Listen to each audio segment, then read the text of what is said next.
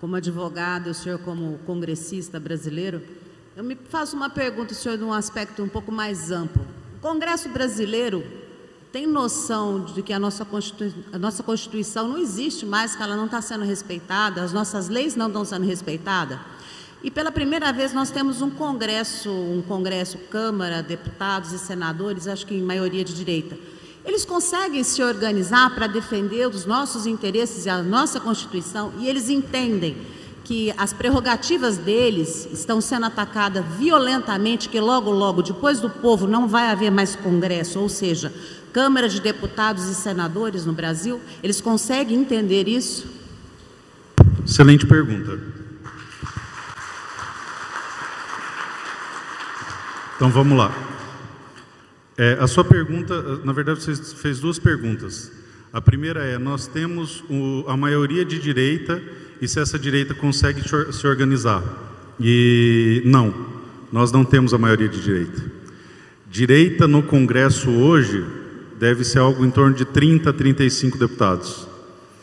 Centro-direita, a gente talvez consiga chegar a 100, 100 e pouco. Esquerda, algo em torno de 60 a 100 deputados. Percebam que as votações sempre são assim, uma semana a gente ganha, outra semana a gente perde. Uma semana a gente ganha, outra semana a gente perde. Porque o fator de equalização é o centro. Então você sempre vai ver que ganha por 280, 300 votos, perde por 280, 300 votos. Porque essa base sólida fica na direita e essa base sólida fica na esquerda. O que se movimenta é o centro. Então aqui, ó, ficou legal aqui, porque a direita é um pouco maior que a esquerda, é um pouco maior que a direita, em essência. A direita está aqui, é a maior da história, mas não somos maioria. E aí, quando o centro vem para cá, 300 votos a gente perde. Quando o centro vem para cá, 300 votos a gente ganha. Por exemplo, o calabouço fiscal. O calabouço fiscal, ele teve em torno de 300 votos. O marco temporal, ele teve em torno de 300 votos. Então, isso mostra que o Dilma, como eu gosto carinhosamente de chamar o Janjo, ele não é dono do Congresso, pelo menos da Câmara não. E aí há esse movimento pendular, tá? Então não somos maioria, então não tem como organizar isso com maioria. Essa é a sua primeira pergunta. A segunda pergunta, os parlamentares conseguem entender que a Constituição no Brasil foi ultrajada? E aí eu vou acrescentar um ingrediente que a senhora advogada vai entender, e os outros eu espero que sim. O judiciário está hipertrofiado. A grande maioria entende, uma boa parte compreende e alguns conseguem vislumbrar a essência desse problema. E quando eu digo alguns, são poucos. Recentemente eu fiz um discurso e de cada 10 discursos que eu faço, 9 são sobre direitos e garantias fundamentais de primeira geração, que são os que asseguram a liberdade, e eu trato sempre do devido processo legal, e falei sobre o vilipêndio das prerrogativas do Congresso. Eu fui aplaudido por 3 deputados do PT, que quando eu desci falaram, algo precisa ser feito. Então hoje, tanto a esquerda quanto a direita e quanto o centro entendem que algo precisa ser feito. Porque o incêndio hoje está vindo sobre nossas casas porque o vento vem a sudeste.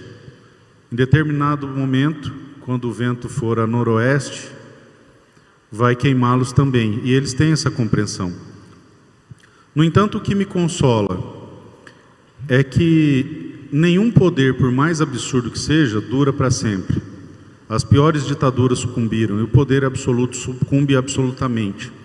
Então essa tensão criada pelo Supremo, que agora maculou o Senado, que é a Casa Maior, vai levando o processo político a um inegável ou inevitável reestruturamento das instituições. E eu posso provar isso para você. Desde o que eles chamam de redemocratização, nós observamos um executivo hipertrofiado.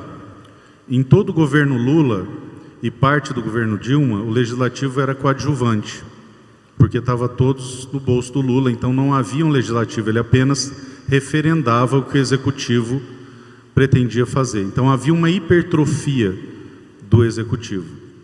No final da década de 90, nós começamos a aderir a teorias, em especial teorias alemãs, de desconstrução do positivismo e a adoção de usos, costumes e princípios no lugar do texto da lei, desencadeando o que nós conhecemos hoje por ativismo judicial. Então, elementos como a mutação constitucional, que diz que o texto que fala que esse piso aqui é preto, ele pode ser desconstruído, e a interpretação acedada é que ele é branco, chegando ao ponto do princípio da legalidade, que é o princípio maior de limitação do Estado, que impede que um crime seja inventado, tenha sido jogado por terra, uma vez que não existe crime sem lei anterior que o defina, nem pena sem prévia combinação legal, e esse é o princípio básico civilizacional de qualquer Estado, e ele não existe no Brasil, uma vez que o judiciário inventa crimes e penas, tá? Isso é gravíssimo. Fez com que a utilização desses princípios começasse na década de 90. Eu entrei na faculdade de Direito no final da década de 90, eu vi isso acontecer.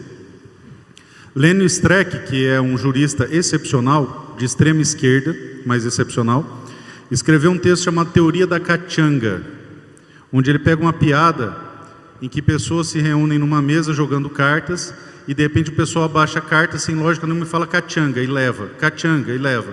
E aí ele, vendo que não há lógica nenhuma, tentando entender o jogo, faz a mesma coisa, cachanga. E aí o seu oponente derruba as cartas sobre a mesa e diz, cachanga real. É esse o judiciário brasileiro. Isso não aconteceu da noite para o dia, começa na década de 90, se acentua na reforma do Código de Processo Civil, que traz para o Brasil a common law tupiniquim, de uma maneira absurda, e aí começa a admitir, à luz do sol, a viabilidade do judiciário legislar. Pautado no exemplo dos Estados Unidos, onde lá o juiz tem legitimidade, porque ele foi eleito.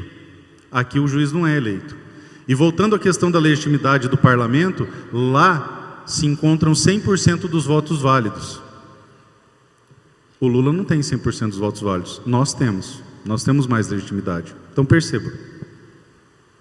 Esta hipertrofia do Executivo resultou em várias operações, como a ação penal do Mensalão lá de trás, ou do Petrolão, eu sempre confundo qual que foi, mas enfim, nos roubaram, e acabou desaguando na Lava Jato e medidas congêneres, e a hipertrofia do Judiciário. Então perceba que foi um movimento construído pela hipertrofia do Executivo, que corrompeu o Legislativo. E aí nós observamos no governo Bolsonaro um executivo outsider. E aí nós vimos a atrofia do executivo e a aproximação do Brasil a um sistema parlamentarista, uma vez que a Constituição de 88 é uma Constituição parlamentarista. Ela foi feita para que nós fôssemos o sistema parlamentarista, porque eles acreditavam que em 93 haveria um plebiscito e o parlamentarismo ganhia. Parlamentarismo, monarquia e presidencialismo ganhou. É sempre assim, eles acham que vão conseguir nos manipular, só que eles esquecem de combinar com o povo. Assim foi no plebiscito, assim foi no referendo. Era para ser um parlamentarismo. Então, concluindo toda essa explicação que eu te dei, a tendência natural é do equilíbrio das soluções. Isso é um princípio de química. Se você colocar uma solução mais saturada com a outra, haverá o equilíbrio. É o que justifica a osmose. Está aqui o nosso farmacêutico, químico, ele conhece isso aí melhor que eu. Então, naturalmente, em algum momento histórico, haverá o reequilíbrio das forças, e eu creio que nós estaremos diante de uma hipertrofia do parlamento. E aí, novamente, haverá esse equilíbrio, vai ter problema, e depois vai haver uma hipertrofia de outro poder. Então, é assim, mais ou menos, qual é o problema? Que esse movimento dura décadas. E o brasileiro, principalmente o de direita, é imediatista. O esquerdista, você percebe que ele não tem pressa. Ele constrói a destruição. A gente tem que começar a construir a construção. Ter a paciência de fazer o que tem que ser feito. Porque ir a pé daqui para Campo Grande, Samurai, Vai demorar, mas se a gente não der o primeiro passo, a gente não chega. Por isso a importância fundamental construir bases sólidas de uma direita madura.